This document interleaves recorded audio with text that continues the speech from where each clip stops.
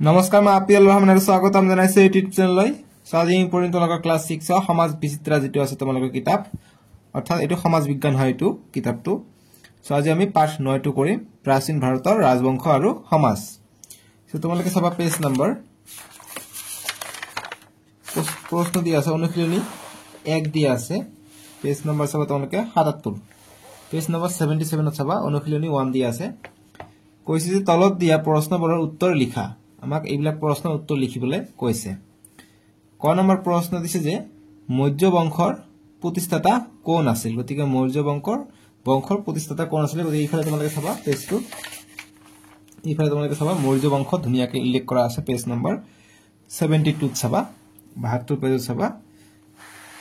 মৌৰ্য বংশৰ বিষয় দিয়া আছে আৰু ইয়াত কোনে প্ৰতিষ্ঠা কৰিছিল হেটো দিয়া আছে সো চাবা এটো মৌৰ্য বংশ যে এই বংশৰ প্ৰতিষ্ঠাতা আছিল চন্দ্ৰগুপ্ত অৰ্থাৎ চন্দ্ৰগুপ্ত মৌৰ্য গতিকে মৌৰ্য বংশৰ প্ৰতিষ্ঠাতা এনসাৰটো আমি পাই গলো উত্তৰটো লিখিবা উত্তৰ হিচাপে লিখিবা যে চন্দ্ৰগুপ্ত মৌৰ্য বাস এইটো ক নম্বৰ উত্তৰ হৈ গল বুজি পালা এতিয়া নেক্সট আমি চাম নেক্সট আমি খ নম্বৰ কাৰণে চাম খ নম্বৰ প্ৰশ্ন দিছে যে অৰ্থশাস্ত্ৰ গ্ৰন্থখনৰ লেখক কোন গতিকে অৰ্থশাস্ত্ৰ গ্ৰন্থখনৰ লেখক কোন এই তাৰ তলতে আছে তোমালোকে চাবা অৰ্থশাস্ত্ৰ গ্ৰন্থৰ লেখক তোমালোকে চাবা পেজ নম্বৰ 72 তে চাবা 72 যে অৰ্থশাস্ত্ৰৰ লেখক আছিল কৌটিল্য গতিকে উত্তৰ লিখিবা যে কৌটিল্য আছিল অৰ্থশাস্ত্ৰৰ লেখক একেবাৰে সমুসমু উত্তৰ দি দিছো কিতাপৰ পৰা বুজি পাইছা নে ভিডিওটো লাইক কৰিবা আৰু চেনেলটো সাবস্ক্ৰাইব কৰিছা যদি সাবস্ক্ৰাইব কৰা নাই সাবস্ক্ৰাইবটো কৰি লবা তোমালোকে ক্লাস 10 লৈকে মোৰ ভিডিও চাব পাৰিবা সকলো সাবজেক্ট ফ্ৰীতে ঠিক আছে গ নম্বৰ প্ৰশ্ন আছে যে বৰ্তমান ভাৰতৰ কোন অঞ্চলত মৌৰ্যসকলৰ ৰাজ্য অৱস্থিত আছিল গতিকে বৰ্তমান ভাৰতৰ মৌৰ্যসকলৰ আগত যেতিয়া মৌৰ্যসকলৰ বংশ আছিল তেতিয়া বৰ্তমান ভাৰতৰ কত আছে হেটো আমাক খুদিছে গ নম্বৰটো সো ইয়াত তোমালোকে ইয়াত পাবা তোমালোকে যে বৰ্তমানৰ উত্তৰ প্ৰদেশ বিহাৰ মধ্য প্ৰদেশ গুজৰাট উৰিষ্যা বাংলাদেশ পাকিস্তানৰ কিছু অংশৰ লগতে আন কিছু অঞ্চল জুৰি মৌৰ্যসকলৰ শাসন চলিছিল গতিকে বৰ্তমান ভাৰতৰ খুদিছে গতিকে বাংলাদেশটো বৰ্তমান ভাৰতত নাই পাকিস্তানটো ভাৰতত নাই গতিকে অকল উত্তৰটো লিখিবা যে উত্তৰ প্ৰদেশ বিহাৰ মধ্য প্ৰদেশ গুজৰাট উৰিষ্যা বাস এই কেইটা লিখিবা আৰু বাংলাদেশ পাকিস্তান নিলিখিবা এনসাৰত এইটো আমাৰ ভাৰতৰ অংশ নহয় কিন্তু ঠিক আছে কি নহক যেহেতু ভাৰতৰ কথাটো খুদিছে এই কাৰণে আমি ভাৰতৰ দিব লাগিব ঠিক আছে বাংলাদেশ পাকিস্তান ভাৰতৰ নহয় গতিকে ভাৰতৰ কৈছে এই কাৰণে এতিয়া ঘ নম্বৰ প্ৰশ্ন দিছে যে মৌৰ্য ৰজাসকলৰ ভিতৰত কাক শ্ৰেষ্ঠ ৰজা বুলি জনা যায় গতিকে মৌৰ্য ৰজাসকলৰ ভিতৰত কাক শ্ৰেষ্ঠ বুলি জনা যায় তোমালোকে ইয়াতে পাবা গতিকে শ্ৰেষ্ঠ ৰজা বুলি আমি ইয়াত তোমালোকে চাবা ধুনিয়াকৈ লিখা আছে মৌৰ্য বংশতে যে সম্ৰাট অশোক মৌৰ্য বংশৰ সম্ৰাট আছিল তেওঁক এই বংশৰ সৰ্বশ্ৰেষ্ঠ ৰজা বুলি গণ্য কৰা হয় গতিকে কাক সম্ৰাট অশোক উত্তৰত লিখিবা সম্ৰাট অশোক ঠিক আছে সম্ৰাট অশোক লিখিবা উত্তৰ বাস হৈ যাব আৰু লিখিব নালাগে নেক্সট প্ৰশ্ন চাও নেক্সট প্ৰশ্ন অংগ নম্বৰ প্ৰশ্ন শুঙ্গ বংশৰ প্ৰতিষ্ঠাপক কোন গতিকে শুঙ্গ বংশৰ প্ৰতিষ্ঠাপক চাইছে গতিকে শুঙ্গ বংশ কত আছে তোমালোকে চাবা পেজ নম্বৰ 73 আছে শুঙ্গ বংশ গতিকে ইয়াতে আমি পাম যে কোনে প্ৰতিষ্ঠা কৰিছিল ইয়াত চাবা যে পুষ্যমিত্ৰ শৃংগই বা শুঙ্গই প্ৰতিষ্ঠা কৰাৰ বাবে এই বংশটোক শুঙ্গ বংগ বুলি জনা যায় গতিকে কোনে শুঙ্গ বংগ প্ৰতিষ্ঠা কৰিছিল পুষ্য শৃংগই ঠিক আছে পুষ্যমিত্ৰ শৃংগই গতিকে এইখিনি আনসাৰ লিখিবা হৈ যাব উত্তৰটো বুজি পালা এইবিলাক প্ৰশ্ন ধুনিয়া প্ৰশ্ন এইবিলাক তোমালোকে যেতিয়া চাকৰি পৰীক্ষা দিব তেতিয়াও কামত আহিব সেইকাৰণে ভালকে মনত ৰাখি লবা ঠিক আছে কেতিয়া এইবিলাকৰ পৰা প্ৰশ্ন আহিব 6 নম্বৰ যে পুষ্যমিত্ৰ শুঙ্গ কোনটো বৰ্ণৰ লোক আছিল এতিয়া কৈছে কোনটো বৰ্ণৰ লোক আছিল ঠিক আছে সো গতিকে বৰ্ণৰ লোকটো আমি চাম পেজ নম্বৰ 73 তে চাবা 73 পেজত চাবা যে জীৱ শুঙ্গ বংশ আছিল তাৰ বেছিভাগ ৰজা কি আছিল ক্ষত্ৰিয় বৰ্ণৰ আছিল কিন্তু পুষ্যমিত্ৰ আছিল কি এজন ব্ৰাহ্মণ ঠিক আছে ব্ৰাহ্মণ আনসাৰ হ'ব ব্ৰাহ্মণ উত্তৰ কৰিবা ব্ৰাহ্মণ বাস হৈ যাব নেক্সট প্ৰশ্ন আমি চাম 6 নম্বৰ প্ৰশ্ন দিছে যে গুপ্ত বংশৰ প্ৰতিষ্ঠাপক কোন গতিকে গুপ্ত বংশৰ প্ৰতিষ্ঠাপক কৈছে এতিয়া গুপ্ত বংশ কত আছে আমি বিচাৰিম গুপ্ত বংশ কত আছে আমি বিচাৰিব লাগিব গতিকে গুপ্ত বংশ চাবা তোমালোকে পেজ নম্বৰ 74 ত চাবা তলত 74 ত গুপ্ত বংশৰ বিষয় দিয়া আছে গতিকে কোন আছিল ইয়াৰ আমাক কৈছে প্ৰতিষ্ঠাপক কোন আছিল নহয় জানো প্ৰশ্নটো গতিকে গুপ্ত বংশৰ প্ৰতিষ্ঠাপক আছিল শ্ৰীগুপ্ত উত্তৰ লিখিবা শ্ৰীগুপ্ত বাস হৈ যাব উত্তৰ ঠিক আছে তাৰ পিছত জ নম্বৰ প্ৰশ্ন যে মৌৰ্যসকলৰ সময়ত উচ্চ পদবীধাৰী বিষয়াসকলক কি বুলি জনা গৈছিল গতিকে মৌৰ্য বংশৰ সময়ত উচ্চ পদ যাৰ আছিল তাক কি বুলি জনা গৈছিল সো ইয়াতে আমি চাবলৈ পাম যে উচ্চ যি আছিল উচ্চ পদবী বিলাক কি বুলি কয় কাৰ বংশৰ মৌৰ্য বংশৰ গতিকে মৌৰ্য বংশৰ চাম ইয়াত চাবা তোমালোকে যে মৌৰ্য ৰজাসকলে তেওঁলোকৰ সাম্ৰাজ্য শাসন কৰিবলৈ কেতবোৰ ব্যৱস্থা কৰি লৈছিল সম্ৰাট আছিল প্ৰশাসনৰ মুৰব্বী সম্ৰাটৰ অধীনত কেইবাগৰাকী মন্ত্ৰী আৰু বিষয়া আছিল ইয়াত চাবা এই যে উচ্চ পদবীধাৰী বিষয়াসকলক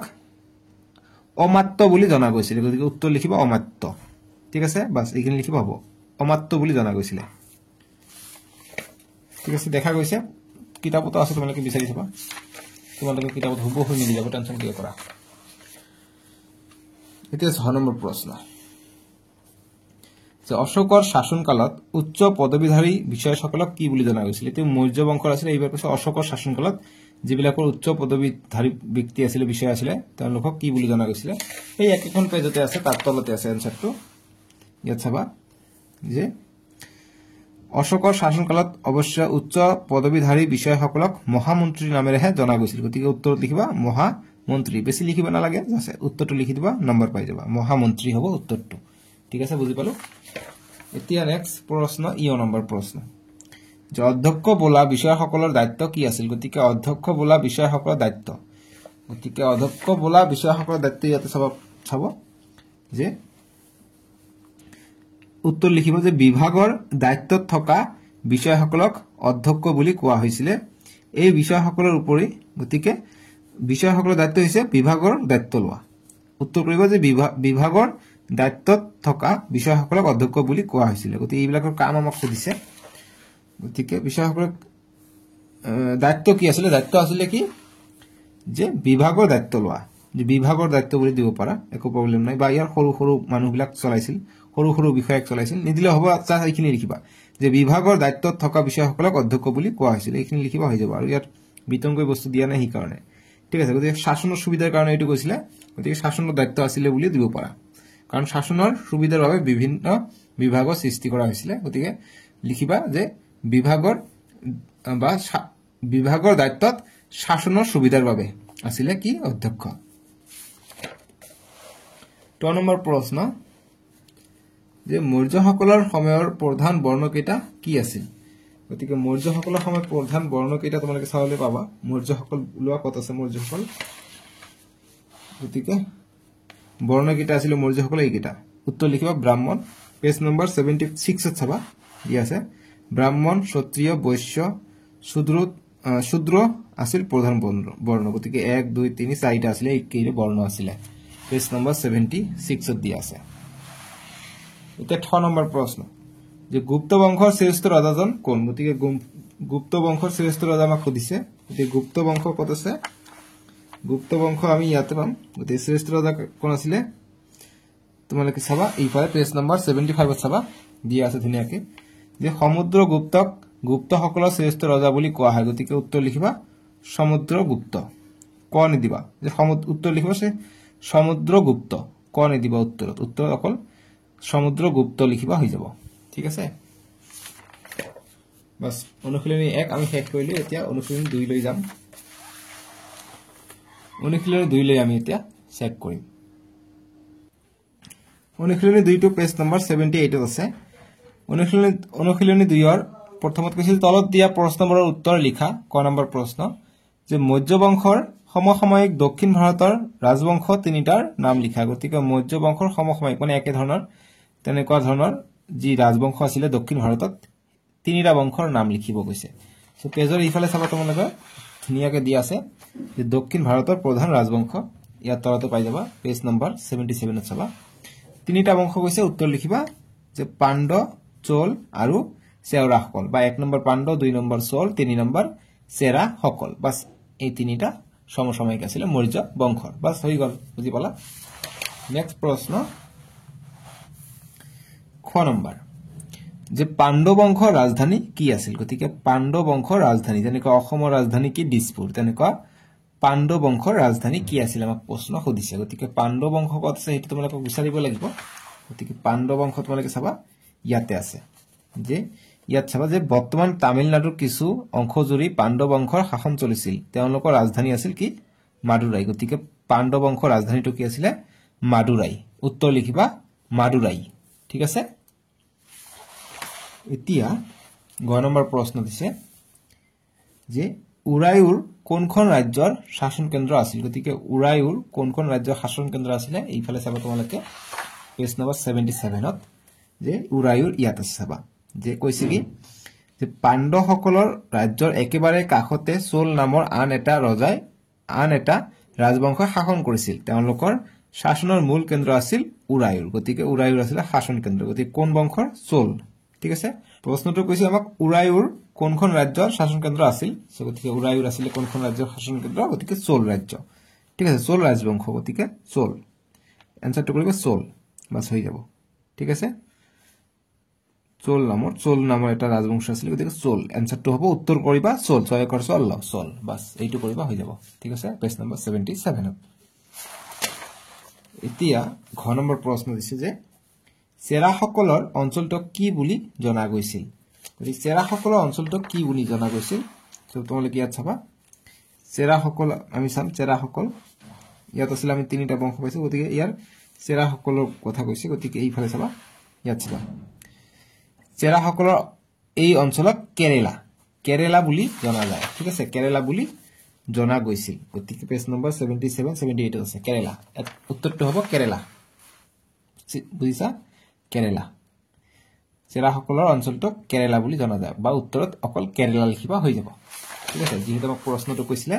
যে চেৰাসকলক অঞ্চলটো কি বুলি জনা গৈছিলে উত্তৰ লিখিবা কেৰেলা 9 নম্বৰ যে কাক অন্ধ্ৰ বুলি জনা গৈছিল গতিকে অন্ধ্ৰ বুলি কাক জনা গৈছিল ওপৰত চাবা পেজ নম্বৰ 78 ৰ ওপৰতে আছে অন্ধ্ৰ কথাটো ইয়াত চাবা অন্ধ্ৰ বুলি জনা গৈছিল গতিকে কাক জনা গৈছিল লিখিবা যে সাতবাহন বংশক অন্ধ্ৰ বুলি জনা যায় গতিকে সাতবাহন বংশ বুলিও জনা যায় তেওঁলোকক অন্ধ্ৰ বুলিও জনা যায় গতিকে আমাক প্ৰশ্নটো কৈছে যে কাক অন্ধ্ৰ বুলি জনা গৈছিল গতিকে যি সাতবাহন বংশ আছিল উত্তৰটো কৰিবা ইমানখিনি যে সাতবাহন বংশক অন্ধ্ৰ বুলিও জনা যায় বা অকল উত্তৰ কৰিবা যে সাতবাহন বংশ বাস হৈ যাব সাতবাহন বংশ এতিয়া নেক্সট 6 নম্বৰ প্ৰশ্ন যে চালুক্য বংশৰ প্ৰতিষ্ঠাপক কোন গতিকে চালুক্য বংশৰ প্ৰতিষ্ঠাপক কোন আছিল আমি চাব লাগিব ওপৰত যে চালুক্য কত আছে গতিকে চালুক্য ইয়াত চালুক্য আছে নেকি চালুক্য বংশ ইয়াত চাবা গতিকে প্ৰতিষ্ঠাপক কৰিছিল চালুক্য বংশ প্ৰতিস্থাপন কৰিছিল কোনে কৰিছিল প্ৰথম পুলকেশী উত্তৰটো হ'ব প্ৰথম পুলকেশী নামৰ এগৰাকী ৰজাই বাদামিক ৰাজধানী হিচাপে লৈ চালুক্য বংশ প্ৰতিষ্ঠা কৰিছিল ঠিক আছে উত্তৰটো হ'ব প্ৰথম পুলকেশী উত্তৰটো এইখিনি লিখিবা হৈ যাব 6 নম্বৰ প্ৰশ্ন যে পল্লৱ বংশৰ প্ৰথম ৰজা কোন আছিল গতিকে পল্লৱ বংশৰ প্ৰথম ৰজা সবা ইয়াত পল্লৱ বংশৰ কথা ধুনিয়াকে দিয়া আছে ইয়াত সবা পল্লৱ কথাটো ঠিক আছে গতিকে কাঞ্চীপুৰম আছিল পল্লৱ শাসক সকলৰ ৰাজধানী গতিকে আমাক প্ৰশ্ন কৈছে যে পল্লৱ বংশৰ প্ৰথম ৰজা কোন আছিল গতিকে ইয়াত সবা যে এইটো পল্লৱ বংশৰ কথা হৈ আছে এই বংশৰ প্ৰথম গৰাকী প্ৰখ্যাত ৰজা আছিল সিংহ বিষ্ণু গতিকে পল্লৱ বংশৰ প্ৰথম ৰজা আছিল উত্তৰ লিখিবা সিংহ বিষ্ণু ঠিক আছে উত্তৰত লিখিবা অকল সিংহ বিষ্ণু পল্লৱ বংশৰ প্ৰথম ৰজা বা আমাক প্ৰশ্ন যেটো কৈছে হেতু প্ৰথম ৰজা সিংহ বিষ্ণু উত্তৰ হ'ব সিংহ বিষ্ণু নম্বৰ যে কাঞ্চীপুৰম কাৰ ৰাজধানী আছিল ইয়াত চাবা কাঞ্চীপুৰম কথা কত আছে কাঞ্চীপুৰম গতিকে কাঞ্চীপুৰম আছিল পল্লৱ শাসক সকলৰ ৰাজধানী ঠিক আছে উত্তৰটো ইমানকে লিখিবা যে কাঞ্চীপুৰম আছিল পল্লৱ শাসক সকলৰ ৰাজধানী বাস ইমানকে লিখিবা এনসাৰটো হৈ গল ঠিক আছে বুজি পাইছা এতিয়া 6 নম্বৰ প্ৰশ্ন দক্ষিণ ভাৰতৰ লোকসকলৰ প্ৰধান বৃত্তি কি আছিল গতিকে চাবা দক্ষিণ ভাৰতৰ লোকসকলৰ প্ৰধান বৃত্তি আছিল চাবা যে কৃষি কৰ্ম আছিল তেওঁলোকৰ প্ৰধান বৃত্তি গতিকে তেওঁলোক মানে কোন বুজাইছে দক্ষিণ ভাৰতৰ লোকক গতিকে উত্তৰত লিখিবা কৃষি কৰ্ম উত্তৰ হিচাপে লিখিবা কৃষি কৰ্ম আছিল দক্ষিণ ভাৰতৰ লোকসকলৰ প্ৰধান বৃত্তি কৃষি কৰ্ম ঠিক আছে বাস এইটো হল অনুশীলনী 2 ৰ উত্তৰ আমি কৰিলো এতিয়া পেজ নম্বৰ 80 চাবা 80 পেজত চাবা ধুনিয়াকৈ দি আছে অনুশীলনী 3 এতিয়া অনুশীলনী আমি 3 এতিয়া উত্তৰখিনি আমি কৰি লম অনুশীলনী 3 কৈছে আমাক তলত দিয়া প্ৰশ্নবোৰ উত্তৰ লিখা ক নম্বৰ যে প্ৰাচীন কামৰূপৰ প্ৰথমটো ঐতিহাসিক বংশৰ নাম কি গতি প্ৰাচীন কামৰূপৰ প্ৰথমটো ঐতিহাসিক বংশৰ নাম আমাক দিছে তোমালোকে চাবা ইয়াত যে প্ৰথমটো ঐতিহাসিক বংশৰ নাম আমাক ইয়াত দিয়া আছে গতিকে তোমালোকে চাবা যে প্ৰাচীন কামৰূপত শাসন কৰা প্ৰথমটো ঐতিহাসিক বংশ আছিল বৰ্মন বংশ গতি উত্তৰটো তোমালোকে উত্তৰ অকল বৰ্মন বংশ লিখিব পাৰা নহলে ইয়াৰ পৰা আৰম্ভ কৰি ইয়ালৈকেও লিখিব পাৰা নহলে তোমালোকে যেহেতু ক্লাস 6 ত পৰা অকমান লিখিলে হৈ যাব তোমালোকে উত্তৰ হিচাপে অকল বৰ্মন বংশ লিখিবা তথাপি হৈ যাব বৰ্মন বংশ আছিল প্ৰাচীন কামৰূপত শাসন কৰা প্ৰথমটো ঐতিহাসিক বংশ বৰ্মন বংশ খ নম্বৰ প্ৰশ্ন যে কোনজন কামৰূপৰ ৰজাই ভাস্কৰাব্দ নামৰ নতুন চনৰ প্ৰৱৰ্তন কৰিছিল তো ইফালে চাবা তোমালোকে পেজ নম্বৰ 79 ত 79 পেজত চাবা যে যি ভাস্কৰাব্দৰ দিন আছিল যে ভাস্কৰ বৰ্মনৰ শাসনকালত কামৰূপ এখন প্ৰভাৱশালী ৰাজ্য হিচাপে বিকশিত হৈছিল আৰু ইয়াত চাবা যে 594 খ্ৰীষ্টাব্দত এটা নতুন বছৰৰ গণনাৰ প্ৰচলন কৰিছিল অৰ্থাৎ নতুন বছৰৰ কেতিয়া আৰম্ভণি হৈছিল ভাস্কৰ বৰ্মনৰ দিনত গতিকে উত্তৰ হ'ব ভাস্কৰ বৰ্মন দিবা উত্তৰ লিখিবা ভাস্কৰ বৰ্মন ঠিক আছে ভাস্কৰ বৰ্মন অকল বাস উত্তৰ হৈ গল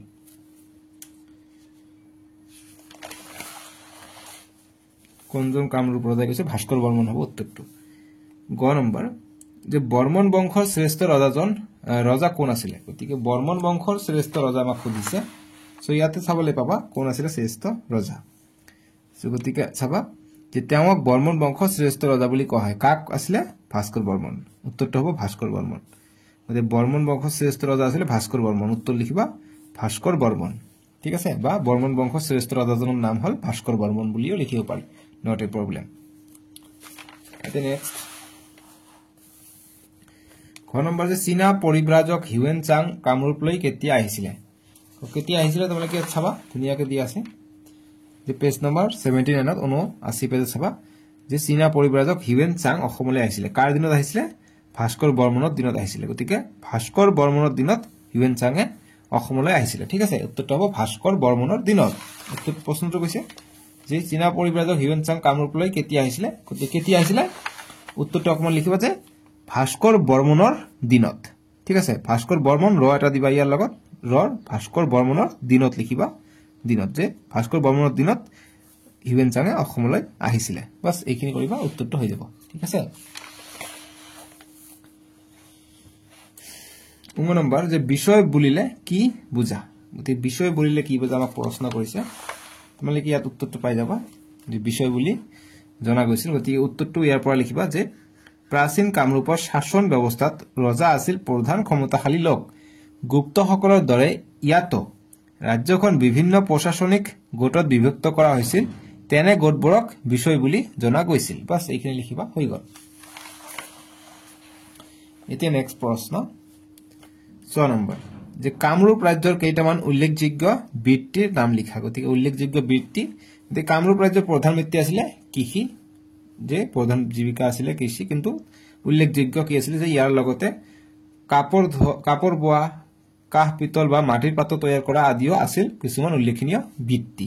সো উত্তৰত লিখিবা অকল যে কাপৰ বোৱা কাহ পিতল বা মাটিৰ পাত্ৰ তৈয়াৰ কৰা বাস এইখিনি লিখিবা হৈ যাব কৃষি নিলিখি এইখিনি লিখিবা হৈ যাব এতিয়া অনুশীলনী আমি 4 চাম পেজ নম্বৰ 82 দিয়া আছে 82 অনুশীলনী 4 দিয়া আছে যে তলত দিয়া প্ৰশ্নবোৰৰ উত্তৰ লিখা ক নম্বৰ প্ৰশ্ন যে গুপ্ত যুগক কিয় সোণালী যুগ বুলি কোৱা হৈছিল গতিকে গুপ্ত যুগক কিয় সোণালী যুগ বুলি কোৱা হৈছিল আমি ইয়াতে প্ৰশ্নৰ উত্তৰ পাই যাম ঠিক আছে সোণালী যুগ কত আছে তোমালোকে চাবা যে ইয়াত চাবা সোণালী যুগৰ কথা ইয়াত উল্লেখ আছে গতিকে ইয়াৰ পৰা লিখিব লাগিব উত্তৰটো লিখিবা যে সাহিত্য সংস্কৃতি ক্ষেত্ৰত হোৱা এনেবৰ নিদিবা যে এটি উত্তৰত এটো লিখিবা উত্তৰত লিখিবা যে সাহিত্য সংস্কৃতিৰ ক্ষেত্ৰত হোৱা বিকাশৰ বাবেই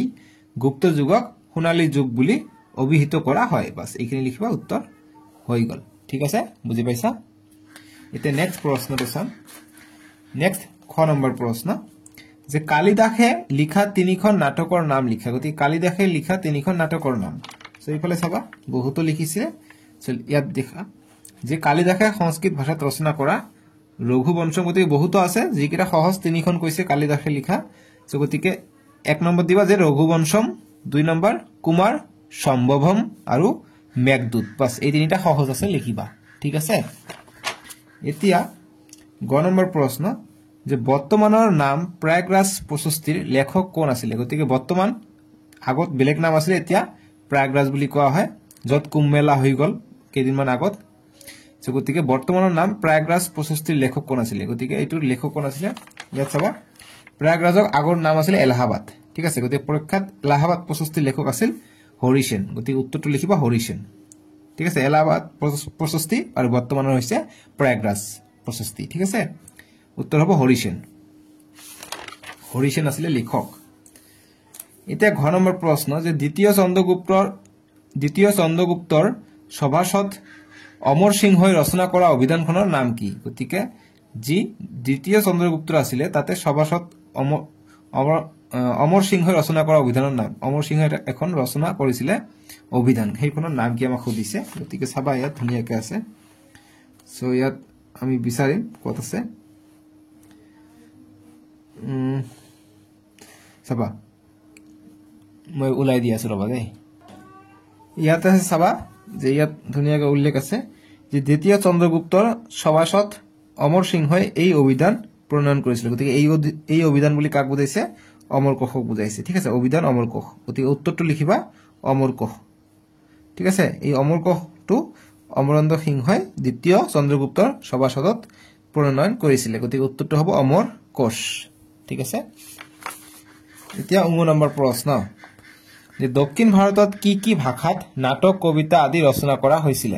তো উত্তৰটো ধুনিয়াকৈ ইফালে লিখা আছে চাবা এই অঞ্চলত মানে দক্ষিণ ভাৰতত বুজাইছে উত্তৰ কৰিবা উত্তৰ লিখিবা ডাইৰেক্ট যে সংস্কৃত তামিল তেলেগু কানাডা মালায়ালাম আদি ভাষাত বহু নাটক ইয়াত পদ্য আছে কোশ্চেনত কবিতা আছে গতিকে নাটক কবিতা আদি সাহিত্য ৰচিত হৈছিল ঠিক আছে ইয়াত পদ্য নীতি কোশ্চেনত আছে কবিতাটো দি লবা যে বহু নাটক কবিতা আদি সাহিত্য ৰচিত হৈছিল বাস এইখিনি লিখিবা হৈ যাব समझ गए आप लोग बस এইখিনি আছিল এতিয়া নেক্সট ভাবি উলোৱা বুলি দুটা প্ৰশ্ন দি আছে পেজ নম্বৰ 83 ইয়াত চাবা যে অশোক স্তম্ভ চাই উত্তৰ দিয়া গতিকে অশোক চক্ৰই কি হৈছে গতিকে অশোক চক্ৰত 24 ডাল দণ্ড আছে গতিকে 24 ডালে বেলেগ বেলেগ হৈছে মই ইমেজত তোমালোকৰ স্ক্ৰিনত দি দিছো পিকচাৰটো কোনটো শান্তি সূচায় কোনটো প্ৰেম সূচায় ধুনিয়াকৈ 24 তাৰে মিনিং আছে ধুনিয়াকৈ স্ক্ৰিনশ্বট মাৰি লিখি লবা ঠিক আছে